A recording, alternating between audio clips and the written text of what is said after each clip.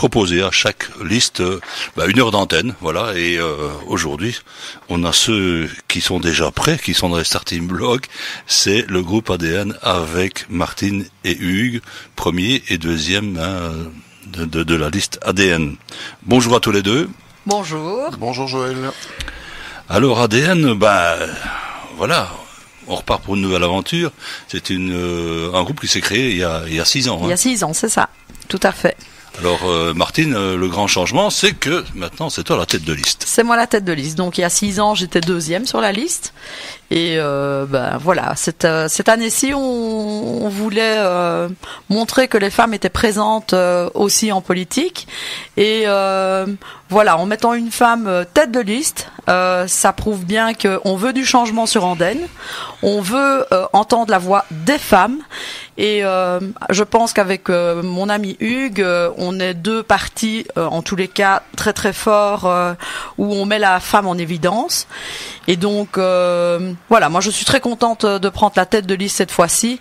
Et je pense que je vais la mener gagnante. Alors la tête de liste, on sait qu'il y a les engagés, il y a également Écolo. Yeah. Cette tête de liste, ça s'est décidé en fonction des résultats des législatives.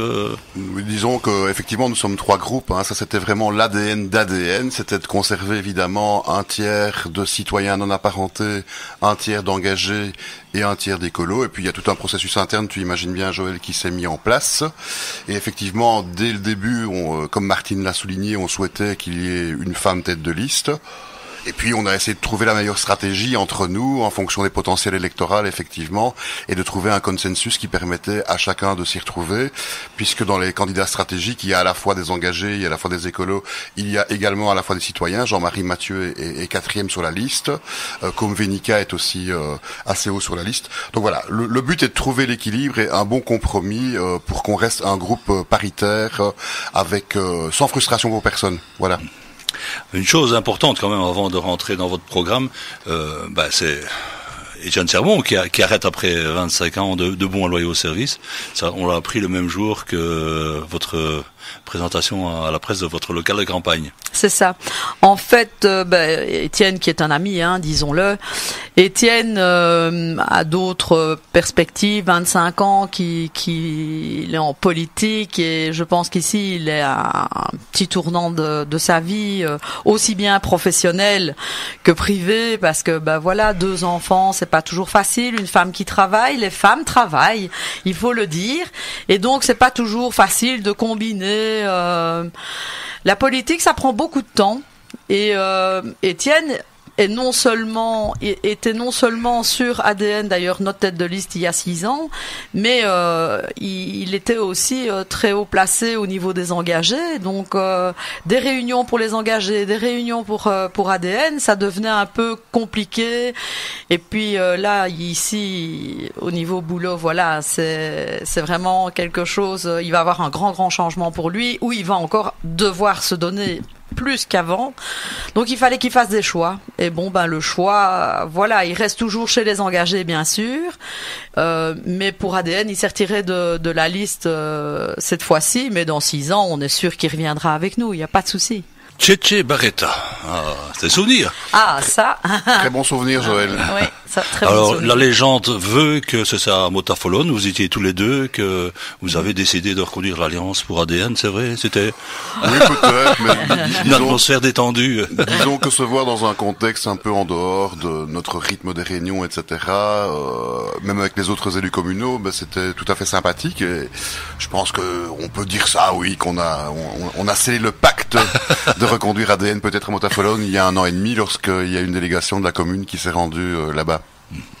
Alors une chose quand même un peu curieuse au niveau des engagés, parce que les engagés se sont tournés vers le MR au niveau régional, au niveau fédéral et au niveau communal.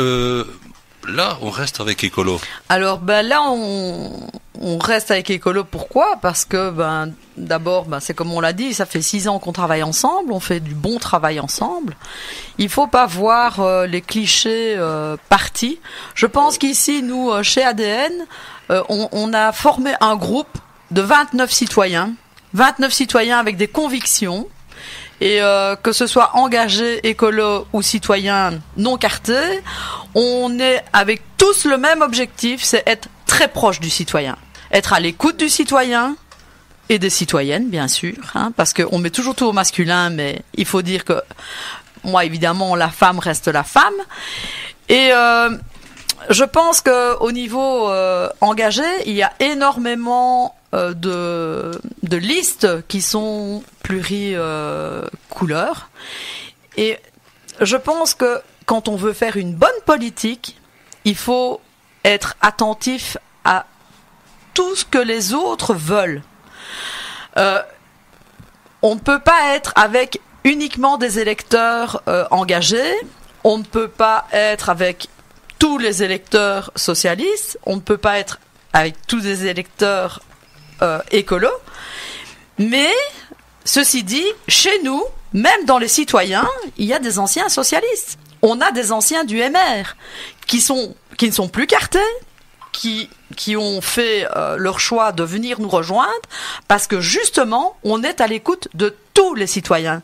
On ne regarde pas le citoyen qui a une couleur politique, on regarde l'entièreté de tous les habitants de toutes nos communes. Et c'est là qu'on va plus loin avec ADN, c'est que justement, on veut être dans l'ADN, sans jeu de mots, de chaque citoyen. On veut être là pour tous. Tu es d'accord avec moi, Hugues ? Oui, je pense qu'effectivement, les partis nationaux au niveau local, c'est pas tout à fait la même chose, l'enjeu d'une élection locale qu'une élection régionale ou fédérale. Et donc, effectivement, ici, c'est plus aussi une question de personnalité, de projet, de conjonction d'idées, de manière de faire de la politique, qui fait qu'effectivement, sur cette liste se retrouve une série de gens qui ne sont pas spécialement du même horizon, mais qui, en tout cas, pour Andenne, c'est notre volonté, veulent proposer un projet alternatif. Et on va sans doute le détailler un petit peu, mais toujours dans le respect, dans l'écoute. Et effectivement, c'est pour ça qu'effectivement, ça nous a semblé en tout cas tout à fait logique de reconduire l'attelage d'il y a 6 ans, parce que l'attelage a très bien fonctionné. On a eu 9 conseillers élus il y a 6 ans, donc on avait déjà eu, on peut le dire, un succès électoral il y a 6 ans. Ça veut dire qu'ADN avait bien fonctionné. On a perdu une conseillère en cours de route, on sait pourquoi. Mais globalement, notre présence au conseil communal a toujours été, je pense, constructive. C'est vrai que le conseil, c'est un peu... je veux dire, il y a eu une ambiance qui s'est un peu détériorée depuis 1 an, mais ça c'est effectivement à l'approche de la campagne électorale, ça se passe comme ça. Mais on a toujours essayé de jouer notre rôle d'aiguillon, on a obtenu plusieurs choses, et donc vraiment, nous, notre objectif, c'est en tout cas de proposer un projet de ville aux Andennais en étant proche d'eux et en étant à leur écoute. Alors, une petite question, hein, donc 29 sur la liste. Oui. Donc, Martine, j'ai bien entendu ce que tu disais vendredi. Donc, un tiers écolo, un tiers engagé, un tiers de personnes qui n'ont... Non apparentées. Voilà. Mais 29 n'est pas divisible par 3, donc il y a un joker.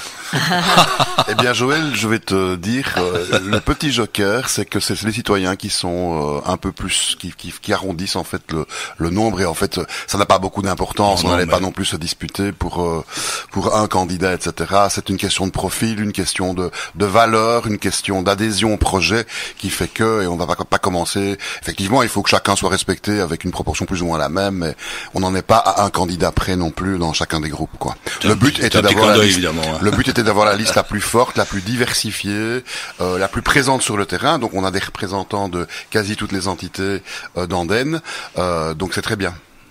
Alors, plus sérieusement maintenant, après ce petit clin d'œil, on va parler quand même de votre centre névralgique qui était installé pendant 2 mois, donc au coin de la place des Tilleuls et de la rue Bertrand. Oui. Qui est-ce qui a eu l'idée de mettre ça en place ?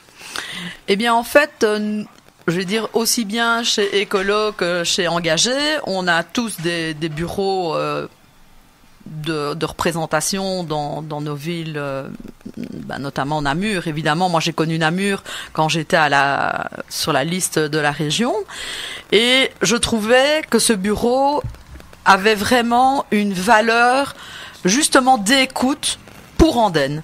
Donc c'est vrai qu'avec Hugues, on en a discuté avec tout le monde, hein. De toute façon, ça ne vient pas d'une tête ou de 2 têtes, c'est une proposition qui vient sur la table et puis on décide ensemble. Et tout le monde a approuvé ce projet parce que c'est vrai qu'en ayant un bureau central, les gens ont l'impression que, même pas une impression, en fait, ils savent que s'ils veulent nous poser une question, nous rencontrer et dire en fait ce que eux attendent vraiment de la politique locale, eh bien, il y a un bureau. Il y a un bureau. Alors, au départ, on a mis un horaire pour tous les vendredis matin parce que avec le marché, forcément, il y a du monde sur place.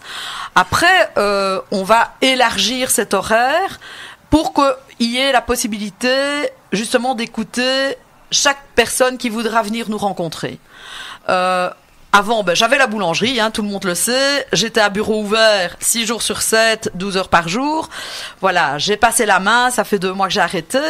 Donc, je trouve que, franchement, ce bureau va remplacer un peu le bureau que j'avais, qui était non officiel. Ici, c'est vraiment un bureau officiel où on va tous se relayer, chacun à notre tour et en suivant de notre disponibilité, bien sûr.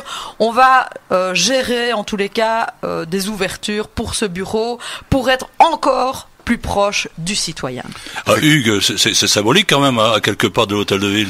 Oui, bien sûr. Je pense que l'endroit est tout à fait opportun pour nous et on avait cette opportunité-là de pouvoir avoir ce bureau pour 2 mois puisque l'ancienne mutualité n'était plus louée. Effectivement, comme l'a dit Martine, je pense que à la fois visuellement, ça reste une très belle publicité en plein centre-ville et d'autre part, effectivement, ça va être un lieu de rencontre où si les citoyens veulent venir chercher un exemplaire de notre programme, nous poser une question particulière, et ça a déjà été le cas vendredi après-midi, eh bien, voilà, ce sera un lieu ouvert pendant la campagne pour être proche du citoyen et entendre à la fois ses souhaits, ses doléances, etc. On va revenir à la musique et puis juste après, on parlera un peu même beaucoup de votre programme. Voilà, parce que il y a plein de propositions donc que vous allez faire pour la ville d'Andenne. On va découvrir ça dans quelques instants. Alors je vois au niveau de vos propositions que non seulement vous voulez investir l'hôtel de ville, mais également le phare. Je vois qu'il y a 15 propositions phares, c'est ça Tout à fait. Voilà, on va énumérer un peu tout ça. On va parler de la première qui fait couler beaucoup d'encre pour le moment en Andenne. Stop Béton Andenne. Alors, Stop Béton, c'est clair que c'est quelque chose qui nous touche. D'abord moi personnellement parce que j'ai énormément de clients, de mes anciens clients qui sont venus m'en parler et qui disaient mais enfin Martine, regarde, on est en train de construire partout. C'est-à-dire que déjà vous regardez Andenne par rapport à il y a 20 ans, on ne reconnaît plus Andenne. Il y a énormément d'appartements qui ont été construits. En plus des appartements, c'est sûr de l'habitat il en faut. On est tout à fait conscient que de l'habitat il en faut, mais pas à n'importe quel prix, pas n'importe où, et pas de l'habitat qui ne va être accessible qu'à un certain quota de personnes.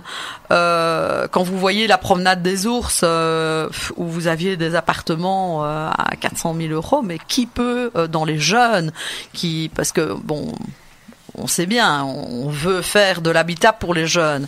Mais quel jeune peut se permettre des appartements à 400 000 €, quoi? Donc, je pense que Anton me touche encore plus particulièrement parce qu'il n'y a pas que l'habitat. On veut de nouveau, dans ce projet, déplacer tout ce qui fait vivre un centre. Donc, le centre commercial, on veut le déplacer là-bas. Mais d'abord, on va tuer notre premier centre en déplaçant tout ce qui est administration. L'administration, ils veulent d'abord construire ça. Après, on veut agrandir le complexe sportif. Je suis d'accord, on peut agrandir le complexe sportif, ça ne me dérange pas. Mais à partir du moment où on déplace tout ce qui est administration, ils l'ont déjà fait par le passé en mettant une partie de l'administration communale en face de chez Colruyt et qui nous avait déjà tué une partie du centre. En 37 ans, moi j'ai vu mon centre diminuer de plus en plus au niveau apport en clientèle. Pourquoi ? Parce que quand vous allez chercher une carte d'identité, vous passez dans le centre. Les gens ont pris des habitudes, ils étaient dans un zoning, facile pour se parquer, parce qu'à l'époque, le parking n'était pas payant dans le centre, donc vous aviez des voitures qu'on appelle ventouses. Après, bon, on a commencé alors à faire cette promenade où on a dit on va remettre finalement tout ce qu'on avait pris au centre, on va le remettre au centre. Allez, hop, on va le mettre au bout de cette promenade et comme ça va faire venir des enseignes dans la promenade des ours, il y aura des habitants, ok. Maintenant, il reprend de nouveau ce qu'il a mis au bout de sa promenade, il veut le remettre dans ce projet Danton, donc de nouveau, il veut retuer un centre qui recommençait à se dynamiser. Ça veut dire que tous les commerçants qui ont investi, qui s'investissent maintenant, qu'est-ce qui va se passer ? Je ne sais pas ce que, en tous les cas, ce que le bourgmestre cherche à faire maintenant, mais ce projet Danton, pour moi, n'a aucun sens. Il veut y redéplacer, bon, ça c'est une chose, tout ce qui est administration. Ensuite, on y déménage le home, on y met des écoles, on y met la police, on veut y mettre les pompiers. Et puis quand tout ça sera fait, alors on y mettra du logement. Mais il faut du logement à Andenne. Non, moi je pense que ce projet Danton est à réfléchir et pas à faire dans l'état, en tous les cas, actuel. Refaire une deuxième ville, pour moi, n'est pas judicieux en tous les cas, parce que ça va tuer la première, qui commence à revivre et à ressortir de ses cendres, moi je vais dire. Et une fois que alors il dit des projets à 50 ans. Deuxième fois que je parle avec lui, c'est à 30 ans. Bientôt, il va nous sortir qu'il va tout faire en 10 ans. Ben, je ne sais pas. Moi, en tous les cas, nous, en tous les cas, chez ADN, on ne voit pas ça comme étant réalisable et bénéfique, en tous les cas, pour le centre actuel. Le centre Andennais doit rester le centre qu'il est maintenant, avec peut-être quelques améliorations, avec des choses à penser. Mais le déplacer, pour moi, n'est pas... Alors, une connexion entre les deux, laissez-moi rire, hein. Moi, j'ai tenu une boulangerie. Si j'avais pu faire un drive-in, ça aurait été parfait. Et pourtant, quand il nous a mis le parking payant, je peux vous dire que de la place, il y en avait. Les gens ont pris tellement de prunes que... ils hésitaient encore à revenir dans le centre. Donc maintenant, ils commencent à revenir, ils commencent à apprécier les 2 heures de parking gratuit. Et moi, c'est ce que je lui ai posé. Et dans ta nouvelle ville, le parking, il va être payant aussi. Oh, on n'en est pas là. On n'en est pas là. Mais je pense que quand on fait des projets à une échelle aussi grande, on doit penser à tous les éléments. Que ce soit... au niveau, évidemment, habitation, il faut penser aussi tout ce qui est mobilité, parce que je ne sais pas si tu prends souvent la route, Joël, mais en heure de pointe, tout ce qui va revenir Danton pour partir vers la gare, je ne sais pas où ces gens vont aller, hein, parce que son méga projet, il faut absolument qu'il revoie son projet de mobilité également. Hein. Et ça, je pense que ça doit être réfléchi et pensé. Deuxième proposition, c'est la fiscalité. Ça, c'est un cheval de bataille de Hugues. Oui, donc juste un petit mot sur aussi l'aménagement du territoire. C'est vrai que c'est un des gros points de notre programme parce que effectivement l'urbanisme à Andenne ça pousse. Or le solde naturel de la population est négatif. Donc nous on privilégie en tout cas la qualité à la quantité aussi dans les villages. Il y a eu des buildings par exemple à l'Andenne qui sont inconcevables de faire construire ça en pleine ruralité. Alors pour la fiscalité, effectivement c'est le cheval de bataille. Alors on peut dire que la ville se porte bien, elle a un bas de laine de 20 millions et pourtant les habitants sont pas spécialement riches à Andenne puisque la moyenne du revenu est un des plus faibles de l'arrondissement. Alors forcément, ça a des conséquences parce que un taux de fiscalité est fonction des revenus et donc le bourgmestre dit ouais mais j'ai quand même pas assez de recettes. Le problème c'est que les taux à Andenne sont vraiment supérieurs à la moyenne wallonne. On est à 8,6 à l'IPP alors que la moyenne wallonne est à 7,9. Donc nous on veut vraiment rebaisser ce taux pour redonner un peu de pouvoir d'achat aux gens qui n'en ont déjà pas beaucoup dans la moyenne à Andenne. Ça, c'est vraiment quelque chose d'essentiel pour nous de baisser ça. Autre point, c'est que ils seront entrés dans le plan oxygène en 2022. Tout ça pour avoir une aide de la région wallonne de 7 millions. Et avec une série de conditions assorties, des conditions qui ont pénalisé à la fois les citoyens et à la fois le personnel. Je cite 2 exemples. on a largement augmenté le prix des repas chauds lors de ce plan oxygène et on a augmenté le précompte immobilier à 2800 centimes additionnels.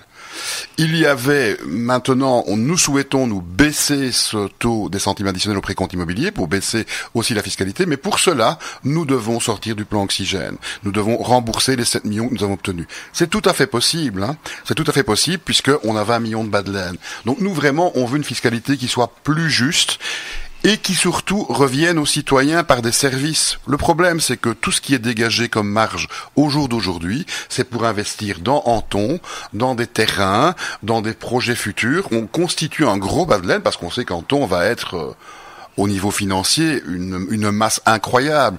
Nous ne sommes pas d'accord, nous voulons revenir à une fiscalité qui est plus modérée, pas pour raser gratis, mais pour offrir plus de services aux citoyens, en refinançant par exemple la culture qui en a bien besoin, le CPS qui a aussi des besoins à Andenne. Donc pour ça, tout ça c'est très important pour nous.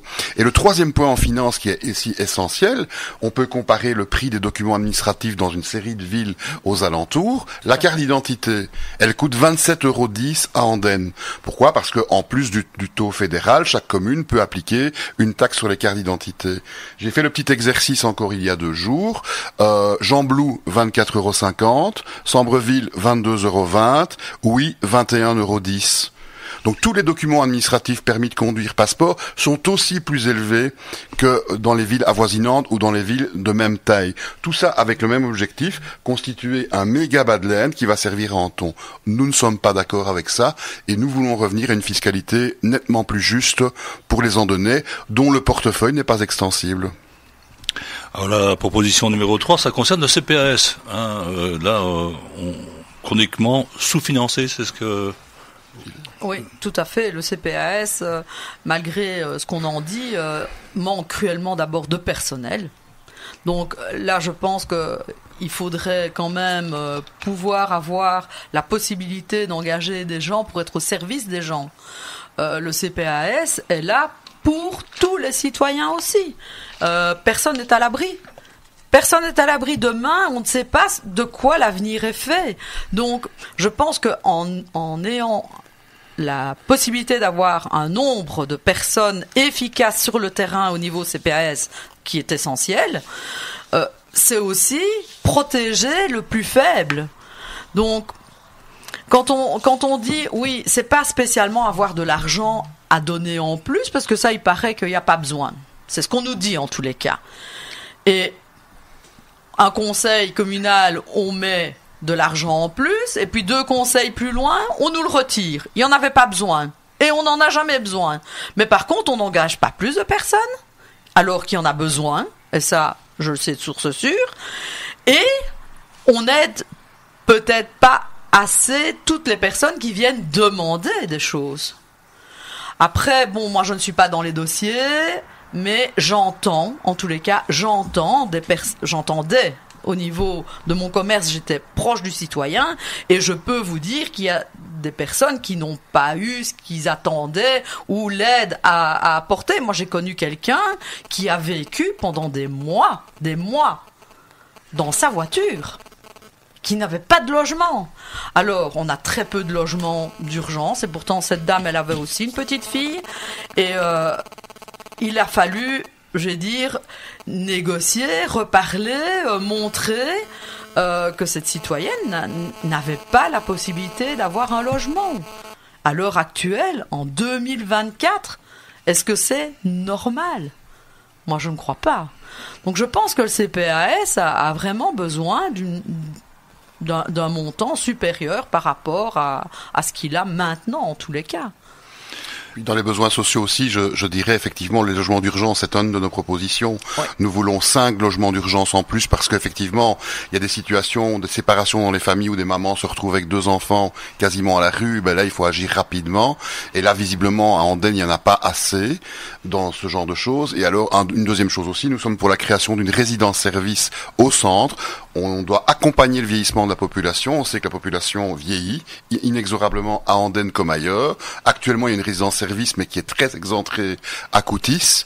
Et nous souhaitons une résidence-service où les personnes âgées peuvent continuer à vivre en petit appartement, mais en pouvant continuer à avoir une vie sociale dans le centre, aller chez des commerçants, etc. Donc ça, ce sont deux de nos propositions. Quel est votre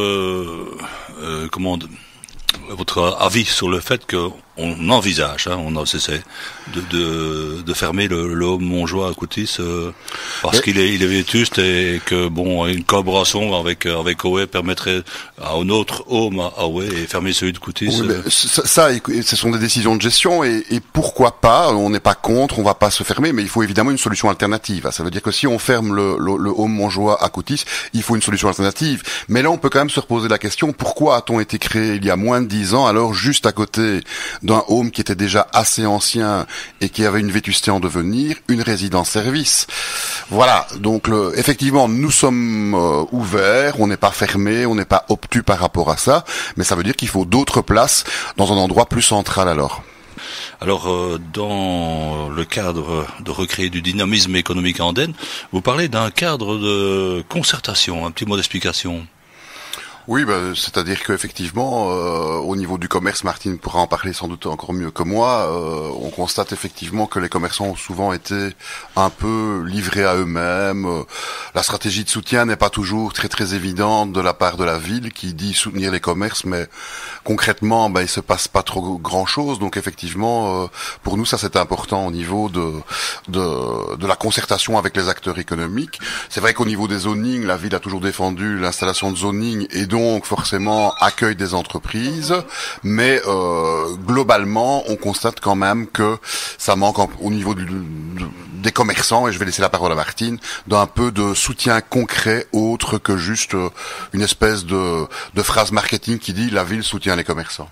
Oui, tout à fait. En fait, je ne vais prendre que l'exemple quand on a eu le Covid, par exemple. Donc moi, j'avais le commerce toujours à l'époque. Moi, en tant que commerçante, j'ai été un commerce essentiel. Donc, j'ai pu continuer à ouvrir mon enseigne. D'autres commerçants ont dû la fermer, bien sûr. Et la ville, en fait, qu'est-ce qu'on a reçu ? Une réduction sur la taxe de l'enseigne. Alors, c'est clair, ils devaient regarder parce que les grandes enseignes y avaient droit autant que les petites enseignes. Maintenant, je vais vous dire, qu'est-ce que c'était comme soutien ? Je veux dire, nous, même en étant essentiels, il faut pas se leurrer, on a été touchés comme tous ceux qui ont dû fermer. On attendait plus quand même de la ville parce que ça a quand même duré. On ne s'attendait pas à ce que ça dure si longtemps, mais ça a duré. Et dans la durée, on a eu que ça, une petite réduction sur l'enseigne. Après, si on veut parler de tout ce qui est organisé et comme aide par rapport aux commerçants pendant l'année, alors à Noël, on reçoit un sapin, c'est magnifique. Il y a même des commerçants qui habitent dans des villages qui n'y ont pas droit. Enfin, en tous les cas, on ne les contacte pas. Autre chose, qui est vraiment organisé par la ville pour les commerçants, je cherche. En tous les cas, moi, je n'ai jamais ressenti un soutien vif pour les commerçants du centre. Quand il y a eu des choses qui ont été organisées où ça faisait venir un peu de monde, en règle générale, c'était organisé par les commerçants eux-mêmes. Donc moi je pense ici, en tous les cas dans notre programme, on veut aider un peu plus et soutenir le commerce.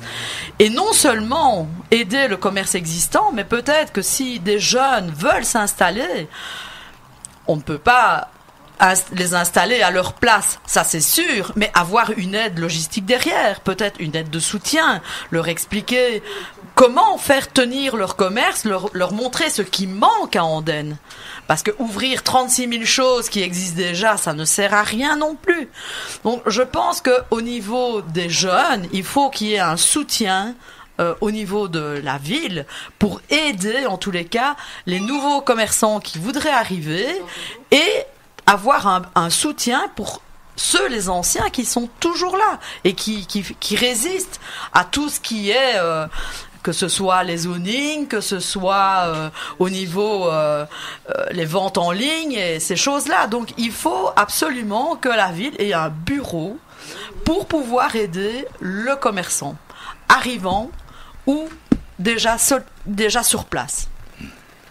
Alors au niveau de l'agriculture, là je vois que vous avez envie de consacrer des terrains communaux à l'agriculture durable et de proximité. Oui, en effet, l'agriculture, on constate quand même que le territoire d'Andenne est composé de beaucoup de ruralité et les terrains agricoles sont assez nombreux sur la commune, il y a pas mal d'agriculteurs, on veut en faire des partenaires en fait.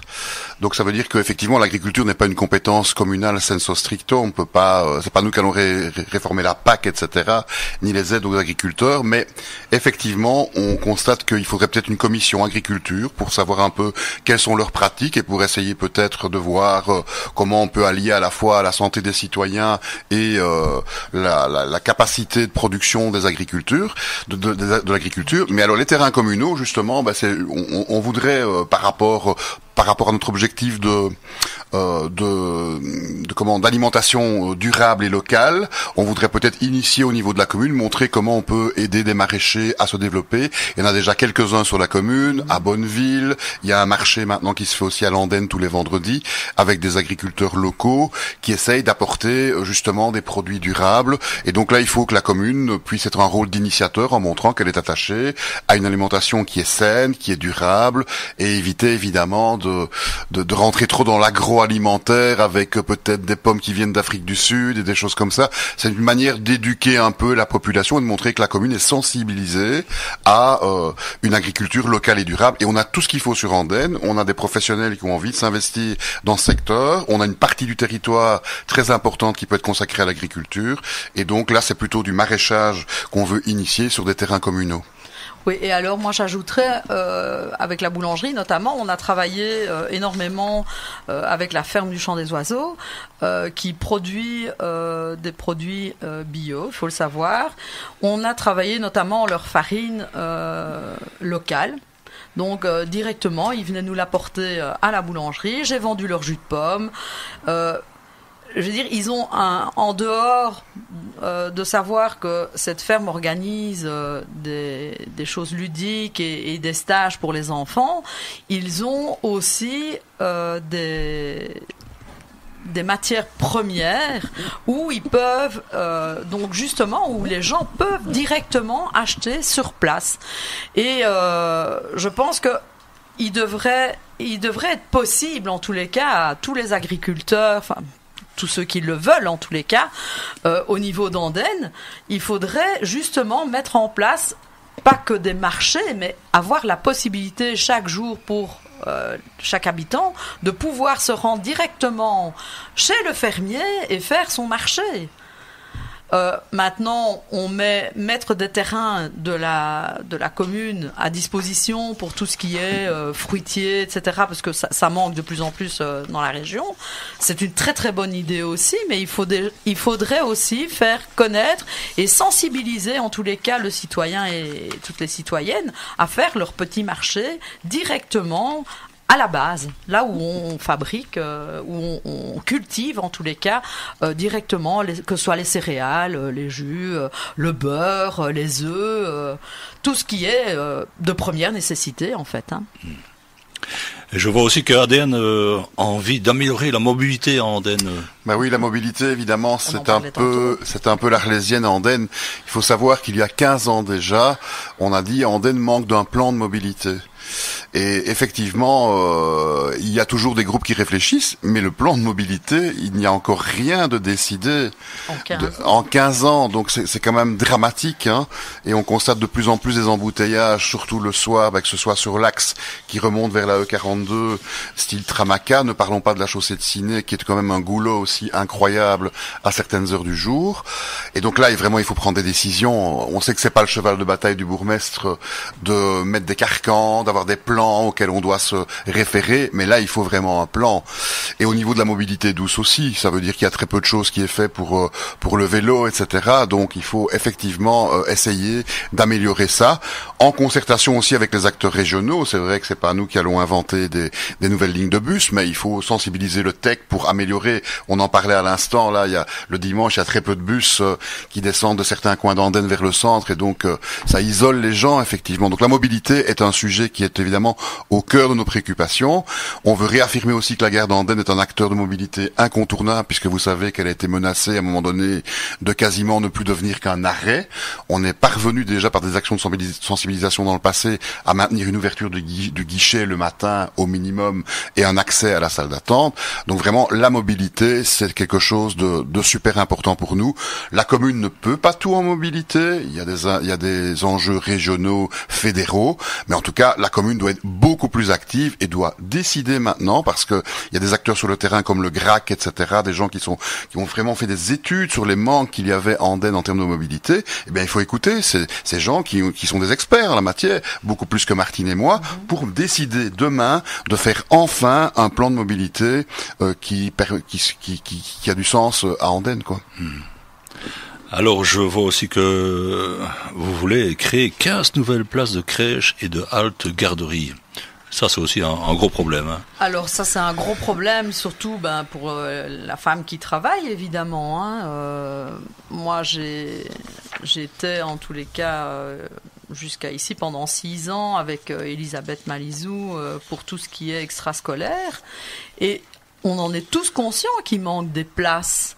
Bon, maintenant, c'est clair qu'il y a des choses qui sont déjà mises en place, mais augmenter la capacité, de nouveau, on en revient au manque de personnel aussi. C'est pas un manque de place, c'est un manque de personnel. Donc je pense que même ce qui est organisé au phare, si on pouvait augmenter en tous les cas, ne fût-ce qu'une personne pour avoir justement ces 15 places supplémentaires, pareil pour les crèches. Bon, ici, il y avait la possibilité, en tous les cas, ça a été mis sur la table, que la crèche des ours donc soit fermée. On a trouvé un compromis et elle va être reconstruite tout près du complexe sportif. Dans l'attente, il y aura un local de la ville qui va être mis à disposition. Mais c'est sûr que il faut penser que quand on construit quelque chose, il faut justement penser à plus de places, pas faire l'équivalent, mais ajouter des places supplémentaires. Parce que de plus en plus, il faut savoir que la femme va devoir travailler autant que l'homme. Donc, si vous voulez pouvoir acheter une maison, vivre décemment, il faut travailler à 2. Seul, ce n'est plus possible. Et ça, tous les jeunes en sont conscients aussi. Donc, s'il faut travailler, et si on veut quand même avoir une famille avec des enfants, pendant que vous travaillez, il n'y a pas toujours les mamies et les papis derrière. Hein. Il faut aussi trouver des solutions. Et je pense que ces 15 places que nous, on aimerait ajouter, sont plus que nécessaires. Mmh. Alors il y a aussi quelque chose qui vous déplaît, c'est le fait que le centre médical n'existe plus en Andenne, déplacé à jambes. Là aussi c'est un gros problème. Oui, c'est un gros sujet effectivement, parce que dans les doléances des citoyens notamment, on entend beaucoup que c'est très difficile de trouver un médecin généraliste, voire impossible à Andenne actuellement. Donc d'une part, il y a le déplacement du centre médical comme tu le disais, et donc pour les gardes du week-end, ça veut dire que les Andennais sont obligés de se déplacer. On va pas refaire le dossier, pourquoi il est parti, etc. Mais c'est vrai que la commune n'a pas non plus joué beaucoup son rôle au maintien d'un centre de garde le week-end à Andenne. Voilà, on va s'arrêter là. Donc, nous, on va être positif pour le futur. Donc, ce qu'on propose, c'est que la commune joue de nouveau un rôle d'incitateur pour attirer de nouveaux médecins, en donnant une prime communale à l'installation de jeunes médecins à Andenne, et éventuellement en donnant aussi un local communal, en recréant une maison médicale où on peut partager dans des locaux qui seraient par exemple donnés à titre gratuit au début à l'installation, plusieurs médecins ou plusieurs jeunes médecins ou plusieurs pratiquants médicaux, un kiné, un médecin, voilà, pour justement recréer de la proximité médicale au niveau d'Andenne, parce que c'est vraiment un problème. Ça, on en parle en tout cas autour de nous. Les citoyens nous disent, on peut même aller sur les groupes d'Andennais. Hein, on voit qu'il y a plein de gens qui crient au secours et qui disent, connaissez-vous un médecin qui accepte encore des patients sur Andenne? C'est très très très très difficile. Alors effectivement, c'est pas spécifique à Andenne, c'est valable dans beaucoup de communes rurales, notamment de Wallonie. C'est dû évidemment à la limitation à un moment donné des numéros INAMI qui fait qu'il y a eu peu de médecins diplômés. Mais maintenant, je pense qu'il faut vraiment essayer de réattirer de jeunes médecins par ces deux incitants sur la commune. Alors il nous reste peu de temps avant la fin de l'émission, mais vos projets concernant le tourisme et la culture? Alors, le tourisme, c'est sûr, on a tout ce qu'il faut. On a un passé, on a une magnifique collégiale, on a l'histoire de Sainte-Bège qui a quand même fait son temps. On a l'ours qui représente bien la ville. Et là, je pense qu'il est super bien représenté. Je pense qu'on en a assez. Donc, le phare est vraiment un pôle parce que allez, on a quand même l'avantage d'avoir une grotte aussi où on a découvert le plus jeune enfant, voilà, ouais. Au niveau historique, c'est vraiment... Et on a d'ailleurs un musée mais magnifique. Et j'incite tout le monde à venir le voir parce que il y a des grandes villes qui n'ont pas un musée pareil. Au niveau céramique, d'ailleurs, il y a... avant, c'était la Biennale de la céramique, donc c'était tous les 2 ans. Maintenant, on est passé à 3 ans, parce que c'est vrai que c'est une organisation de dingue.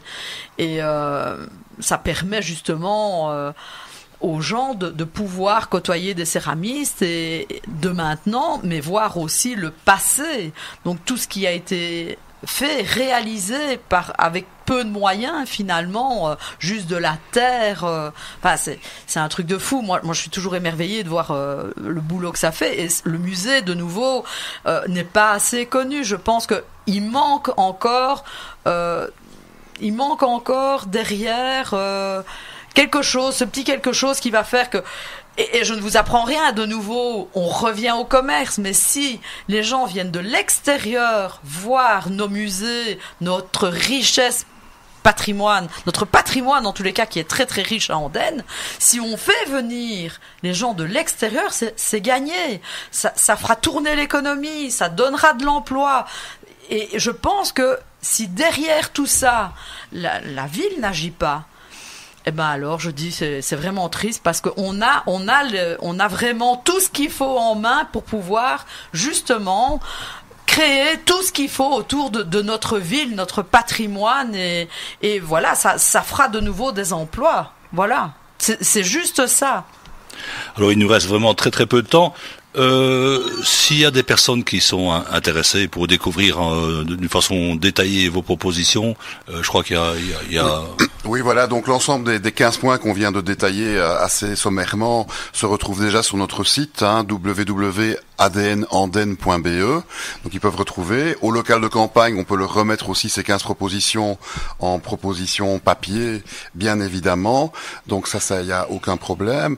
Ce qu'on peut vous dire aussi, c'est que voilà, donc l'ensemble les citoyens vont recevoir également un programme à domicile pendant la campagne électorale. Donc nous serons à disposition pour répondre à leurs questions. Et voilà, ça résume un peu en fait l'ensemble de notre position. Mais nous avons en tout cas l'ambition pour cette campagne électorale très clairement d'augmenter notre score par rapport à 2018.